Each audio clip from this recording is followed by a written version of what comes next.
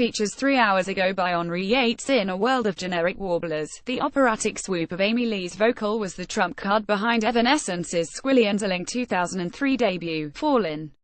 If this was a primal scream that spoke to the young, angsty and alienated, that's probably because the Arkansas-born Lee was also a sensitive outsider who felt much of her audience's pain. 14 years later we find Lee older, wiser, in a happier place and comfortable enough with her past to reinterpret the Evanescence catalogue with a full orchestra on their new album, Synthesis. Synthesis revisits the old songs. Do you remember how it felt to be 20 years old and working on Fallen? Unfortunately, yes. Laughs.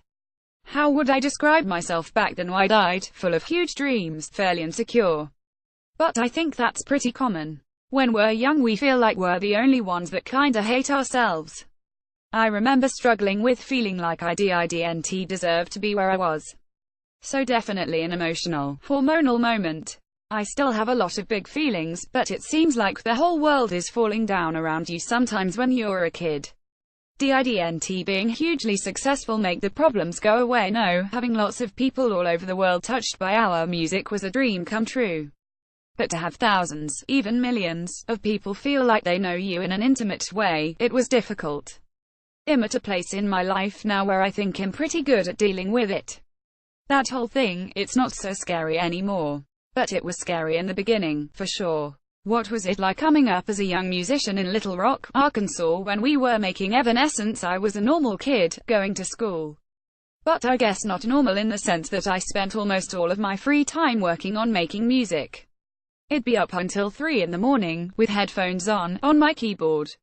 My mom would complain in the morning that all she could hear all night was thump, thump, thump. But I just loved it.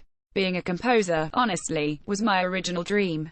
That's why it's so beautiful that I get to work with David Campbell and all these brilliant musicians on Synthesis, people who went to music school and didn't cheat their way. Did being into music make you cool? No, no, no. I didn't fit into a clique. For the most part one hung out by myself a lot.